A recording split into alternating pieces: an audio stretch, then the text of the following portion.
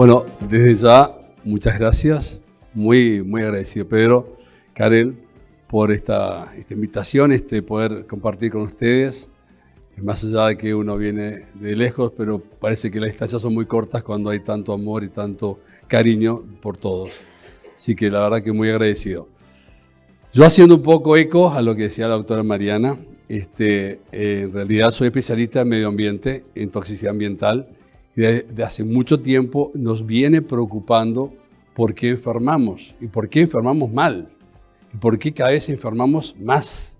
Y en esto, la verdad que tomamos como referencia lo que hacemos en nuestra institución, que es un centro médico que está en Córdoba, Argentina. Es un centro que está especializado en enfermedades crónicas, y lo que hacemos casualmente es evidenciar la condición de enfermedad en este tipo de pacientes. Y por supuesto, la mirada es integrativa, global. Ya verán ustedes de que tiene hasta inclusive un hotel, tiene un comedor. Es decir, está todo involucrado en la sensación del paciente de no estar en un edificio enfermo, que es una buena condición. Entonces, ¿a qué nos viene a esto? A entender de que de pronto ensayos que hemos hecho ya publicados en el 19, después de mucho tiempo de andar batallando, Argentina tiene un serio problema, que los agroquímicos, que le llamaríamos agrotóxicos, que de pronto impactarían sobre la salud humana. Entonces dijimos, bueno, vamos a evidenciar esto para llevarlo a un patrón legal de condiciones en cual de pronto se deben hacer las fumigaciones. Es decir, entonces está lo que se llama la fumigación de pueblos, y que determina la condición de poderlos hacer. Para ello tuvimos que llegar a hacer una evaluación de daño genotóxico en humanos laboralmente expuestos, pero dimos también que la sensación no era solamente en los que estaban expuestos, sino en la población general y fundamentalmente en niños. Ahí vemos esta publicación que se hizo, pero esto es muy interesante. Ya en la época del 2013, esto viene del 2008 al 2013, hicimos un estudio de campo para evaluar la carga tóxica de una persona. La carga tóxica se puede evaluar a partir de las unidades CAR, y esto determina por un Front Plus, que es un equipo que hace determinar la peroxidación lipídica, es decir, los peróxidos lipídicos o los peróxidos que de alguna manera determinan el primer evento o el evento primario que tiene la membrana celular para poder desprenderse de los exposomas, estos xenobióticos que nos ingresan a nuestro organismo a partir de la matrix, como dijo la doctora, intoxicada, y que de pronto, como está inundado esa matrix, tiene que penetrar por los canales de calcio de nuestra membrana, y son los ángulos de fase que están a veces muy abiertos y hace que sean permeables las membranas. Y eso hace llevar a la implicancia intracelular del daño mitocondrial y obviamente, llevado eso al daño nuclear, alterar el citoplasma y alterar el núcleo y alterar nuestros genes. Ahí vamos a hablar. Entonces, fíjense que en el 2013 teníamos nosotros una condición que de una muestra del 100% en pacientes, del 40% tenía del 25 al 50%. Es decir, una población que era la mitad. Ahora miren el 2022. 2022, la carga tóxica es total. Hoy, ver un paciente no tóxico, y lo dijo Mariana perfectamente, es una hazaña. De hecho, que los residentes de la clínica van y dicen, doctor, encontramos un paciente sano. ¿What? Pero eso es verdad. Están acostumbrados a ver la verdad, la toxicidad. Y esos son los peróxidos nitritos, que son radicales, no radicales, etcétera, etcétera, que se encuentran por un método de hidrólisis que hacemos nosotros en nuestra clínica. Entonces, vamos al ensayo de citogenética, pero dentro de la citogenética vamos a hablar de la genotoxicidad. Vamos a hablar de números, vamos a hablar de estructuras de nuestro cromosoma. Y eso es lo que hace monitorear a los enfermos crónicos, pobres inválidos, olvidados de la medicina. Tenemos más enfermos crónicos que agudos. El agudo le pones un antibiótico, se soluciona. Y el crónico, pues mira, vaya y vive con la enfermedad. Por Dios, el hombre no nació para estar enfermo, nació para estar sano, feliz y contento. Entonces, que vamos a estudiar en la citogenética y genotoxicidad, aberración cromosómica. El cromosoma permanentemente se está, digamos, no hablo de las herencias o hablo de las trisonomías del par 21, de los síndromes de Turner, etcétera, etcétera. Yo no hablo de epigenética, sino del daño cromosómico ambiental. Entonces vemos unas estructuras que tienen que ver con el material genético que genera este daño en nuestro ADN. Si estamos haciendo mutagenicidad permanente, por lo tanto estamos siendo pacientes oncogénicamente estables. Hasta que de pronto aparece una situación X y esos oncogenes, porque disminuye la expresión de la proteína 53 y el SAP, que es el fenotipo asociado a la senescencia, aumenta, así que nuestras células se onconoricen. Entonces, no le echamos la culpa a que te tocó a ti, sino ¿por qué me toca a mí? Entonces, ahí vemos que en estos ensayos hacemos una extracción de sangre y vemos linfocitos que los llevamos a un medio de la fitomotulina 72 horas, cortamos en la metafase con colchicina y luego a partir de una fijación, etcétera, etcétera, vamos a hacer una adquisición de ciencia y vemos lo que vamos a demostrar aquí, la inestabilidad cromosómica. Estamos hablando realmente del daño más fino que tenemos.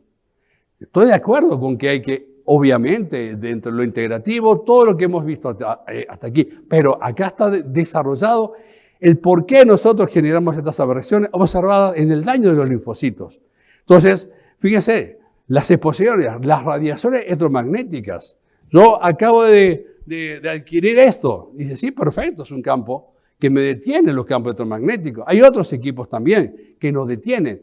¿Qué pasa con las computadoras? No tenemos un equipo que nos retiene la contaminación electromagnética. Los celulares deberían tener teflón y todos esos tipos de sustancias que nos libran de alguna manera de estas expresiones. Pero fundamentalmente eso, medicamentos.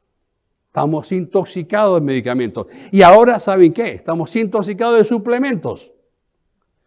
El próximo año va a salir un trabajo nuestro en el CONICET que de pronto va a determinar qué está pasando. Con que antes tomábamos, yo soy geriatra y viendo pacientes con 10, 15 medicamentos. Hoy veo lo mismo, con 10, 15 suplementos. Yo pregunto, ¿y cómo interaccionan? ¿Quién sabe cómo interaccionan? Es lo mismo meter una cosa con otra a la mañana o a la tarde. El ciclo circadiano de los fármacos, el ciclo circadiano de nuestras funciones biológicas. No la sabemos o no la queremos entender. Darlo a la mañana, darlo a la tarde, darlo a la noche, con alimentos, sin alimentos. Entonces, pero como tú dices, o dijeron, están a la moda, ¿no? Los influencers no son médicos y de pronto te invitan a que consumes glicinato, triglicinato, cuatriglicinato, no sé cuántos pentaglicinatos. No existe eso. Entonces, ahí vemos, estas son fotos nuestras. Daño cromosómico, donde está esa flecha. Y luego el otro ensayo interesante, que es la de micronúcleos, que la sacamos a partir de un ensayo que hacemos sobre la mucosa oral. Y ahí vamos a determinar que en células binucleadas empezamos a entender los micronúcleos, cómo se comportan estos micronúcleos y que llevan a una carorexis, es decir, a la destrucción del núcleo. Eso ya realmente es interesante. Entonces ahí vemos, esa es la toma de la muestra, son las células binucleadas, el micronúcleo y la carioréctica, es decir, la célula que ya está destruida, que no tiene capacidad mitótica, es decir, que no se puede regenerar.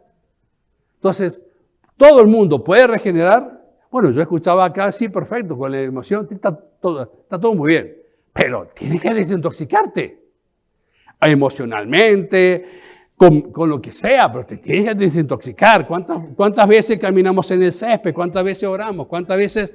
No sé, yo creo que muy pocas veces, ¿no? En sí, entonces ahí vemos, estas son fotos también de micronúcleos en células binucleadas.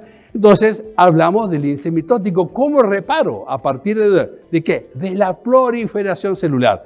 Para llegar a un equilibrio, donde hay una proliferación controlada, que debe ser, obviamente, lo ideal. ¿Ok? Entonces, ahí vemos nuestro estudio que hemos realizado. Este estudio tiene que ver con la validación internacional de cuánto es el cuál es la condición para que nosotros podamos tener o no la capacidad de entender el daño cromosómico. Y vemos ahí, por ejemplo, es el 3% es lo máximo y tiene el 4%. Y de células micronucleadas tiene el 6%, cuando el máximo es el 2%. Entonces, nuestro índice de reparación, fíjense ahí abajo, es 0,83. Tiene que ser 1, más de 1. Es el balance que hay entre lo que son las células querolíticas, querorécticas, y los puentes de mi ADN. Entonces hicimos un estudio en 100 pacientes, ahí vimos, fíjense, en niños, el valor de referencia dio de 1 a 3 micronúcleos y el valor aumentado, 70%. ¿Qué le está pasando a nuestros niños cuando tengan 14, 15, 50 años? Vamos a ser viejos, enfermos. En adultos, igual, tenemos un alto indicador de micronúcleos, aberraciones cromosómicas. Fíjense en adultos, tenemos del 63% aumentado la formación de micronúcleos. Entonces, conclusiones, el 70% de los estudios que hemos realizado en pacientes reales dieron cromosomas aumentados. Las frecuencias de aberración cromosómica en micronúcleo se utilizaron como biomarcadores de daño genético en población de personas con diversas patologías crónicas, que le hacemos terapia y luego a los 6 o 3 meses o 6 meses le volvemos a hacer las pruebas y vemos que es la publicación que va a salir próximamente y que ve que realmente hacer células madres halogénicas de cordón umbilical de la cadena de Warzo funciona, mejorando el daño cromosómico. Por lo tanto, tenemos que interpretar estos resultados entendiendo el envejecimiento, la senescencia celular replicativa, el estrés oxidativo, como se habló mucho, y fundamentalmente las intoxicaciones a fármacos. Proyección, estudios en pacientes luego de cada tratamiento. Se espera que los valores previamente evaluados se reduzcan, acercándose al retorno de los rangos de referencia que ya tenemos los resultados. Y este proyecto permitirá evaluar el impacto potencial del tratamiento biológico en la estabilidad genómica celular, al comparar los valores de biomarcadores citogenéticos antes y después de la intervención terapéutica. Gracias.